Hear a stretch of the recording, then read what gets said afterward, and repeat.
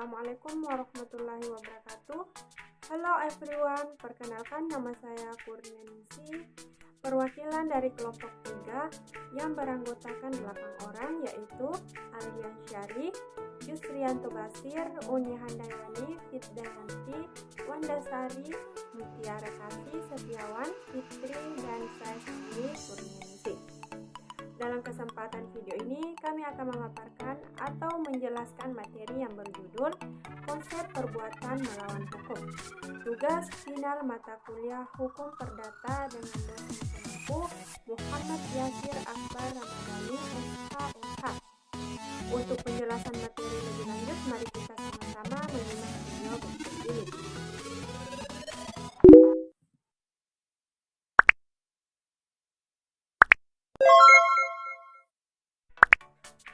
Bagian A. Makna perbuatan melawan hukum.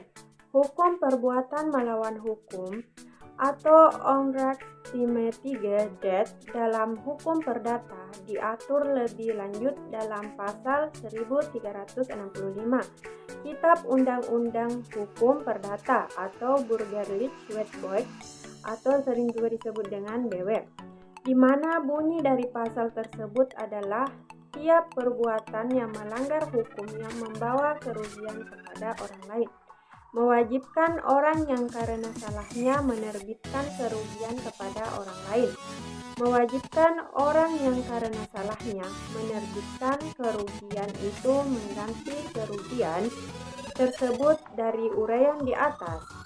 Unsur-unsur perbuatan melawan hukum perdata meliputi adanya perbuatan melawan hukum, adanya kesalahan, adanya sebab, akibat antara kerugian, dan perbuatan dan adanya kerugian.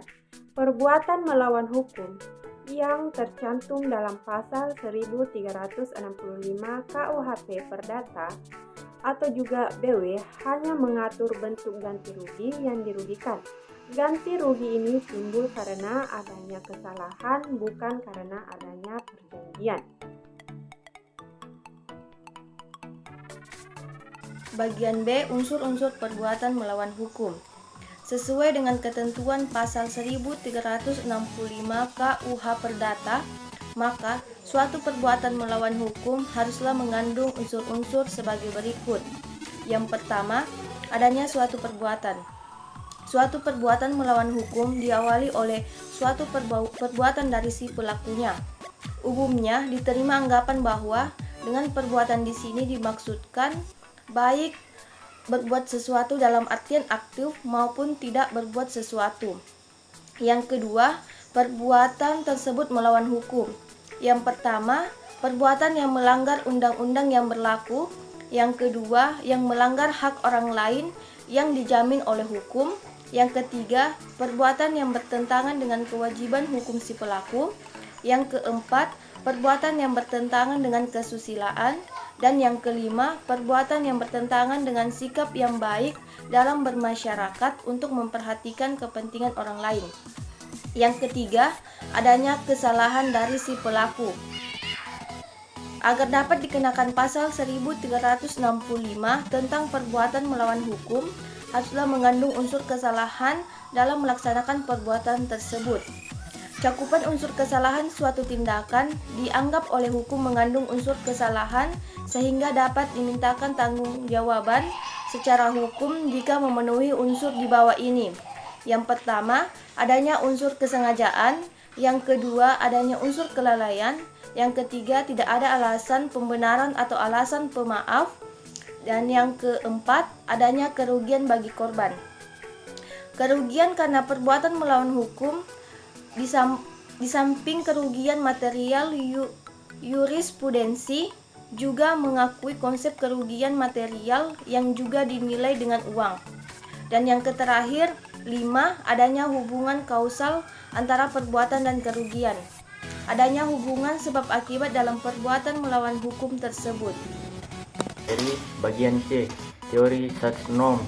Teori Satznorm ini mengajarkan bahwa agar seseorang dapat diminatkan tanggung jawabnya karena telah melakukan perbuatan melawan hukum, maka tidak cukup hanya menunjukkan adanya hubungan kausal antara perbuatan yang dilakukan dengan kerugian yang timbul. 35 teori search norm disebut juga dengan istilah teori relativitas karena penerapan dari teori ini akan membeda-bedakan perlakuan terhadap korban dari perbuatan melawan hukum. Dalam hal ini, jika seseorang melakukan suatu perbuatan bisa merupakan perbuatan melawan hukum bagi korban X, tetapi mungkin bukan merupakan perbuatan melawan hukum bagi korban Y. Teori Anspracheheit. Anspracheheit sedangkan dalam bahasa Jermannya disebut dengan Die Theorie der Haftung, merupakan teori yang menganalisis tentang teori tanggung jawab subjek hukum atau pelaku yang telah melakukan perbuatan melawan hukum atau perbuatan pidana sehingga menimbulkan kerugian atau cacat atau matinya orang lain. Tanggung jawab hukum adalah jenis tanggung jawab yang dibebankan kepada subjek hukum atau pelaku yang melakukan perbuatan melawan hukum. Teori tanggung jawab hukum merupakan teori yang mengkaji dan menganalisis tentang kesediaan dari subjek hukum atau pelaku memikul biaya atau kerugian. Munculnya tanggung jawab di bidang perdata adalah disebabkan karena subjek hukum tidak melaksanakan prestasi dan atau melakukan perbuatan melawan hukum. Apabila subjek hukum itu tidak melaksanakan prestasinya, maka ia dapat digugat atau diminta pertanggungjawaban perdata, yaitu melaksanakan prestasi dan atau membayar ganti rugi kepada subjek hukum yang dirugikan sebagaimana yang tercantum dalam pasal 1246 KUHP Perdata, yaitu kerugian yang telah diterimanya berupa penggantinya biaya-biaya dan kerugian. Begitu juga dalam hal subjek hukum melakukan perbuatan melawan hukum, maka subjek hukum yang bersangkutan dapat dituntut membayar ganti kerugian sebagaimana yang diatur dalam pasal 1365 KUHP Perdata. Bertentangan dengan kesusilaan artinya perbuatan yang dilakukan oleh seseorang itu bertentangan dengan kesusilaan. Artinya perbuatan yang dilakukan oleh seseorang itu bertentangan dengan sopan santun yang tidak tertulis yang tumbuh dan berkembang dalam masyarakat, dan tanggung jawab yang didasarkan kesalahan adalah tanggung jawab yang dibedakan yang dibebankan kepada subjek hukum atau pelaku yang melakukan perbuatan melawan hukum karena adanya kekeliruan atau kealpaannya, kelalaian atau kelengahan. Unsur kesalahan dalam perbuatan melawan hukum. Berdasarkan pasal 1365 KUH Perdata, agar suatu perbuatan dapat dikatakan sebagai perbuatan melawan hukum, maka harus ada unsur kesalahan. Suatu tindakan dianggap oleh hukum mengandung unsur kesalahan sehingga dapat dimintai pertanggungjawaban secara hukum jika dipenuhi unsur-unsur sebagai berikut.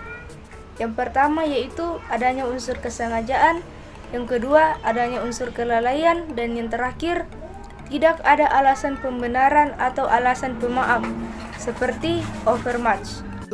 Teori tanggung jawab mutlak. Menurut Hans Kelsen dalam teorinya tentang tanggung jawab hukum menyatakan bahwa seseorang bertanggung jawab secara hukum atas suatu perbuatan tertentu atau bahwa dia memikul tanggung jawab hukum. Subjek berarti bahwa dia bertanggung jawab atas suatu sanksi dalam hal perbuatan yang bertentangan.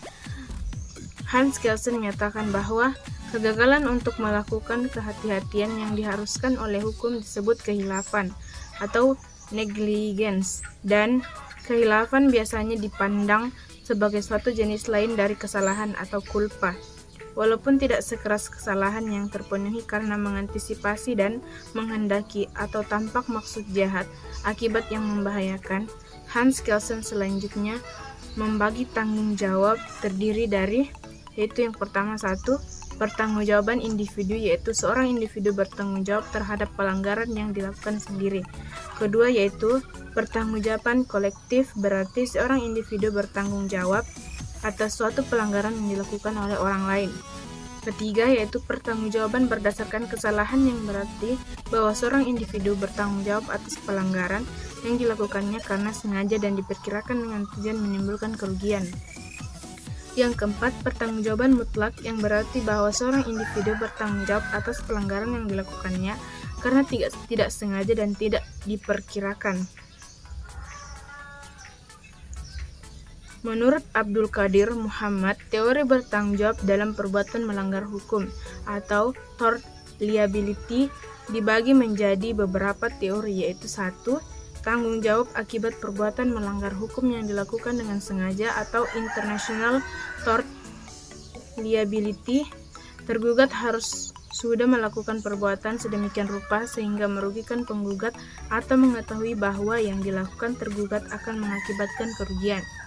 Yang kedua yaitu tanggung jawab akibat perbuatan melanggar hukum yang dilakukan karena kelalaian atau negligence tort liability, yang didasarkan pada konsep kesalahan atau konsep of fault yang berkaitan dengan moral dan hukum yang sudah bercampur baur atau intermingling.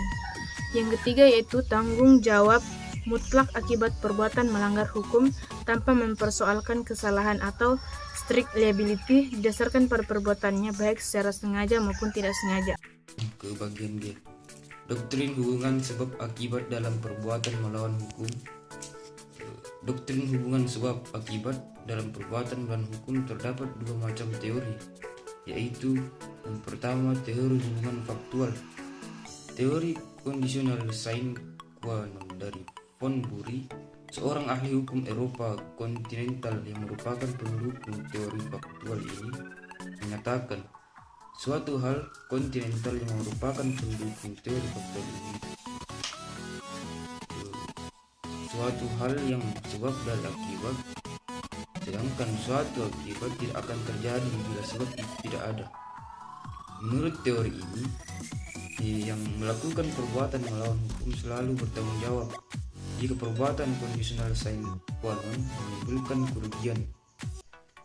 Hubungan sebab akibat secara faktual atau conscient in fact hanyalah merupakan masalah fakta atau yang secara faktual yang telah terjadi.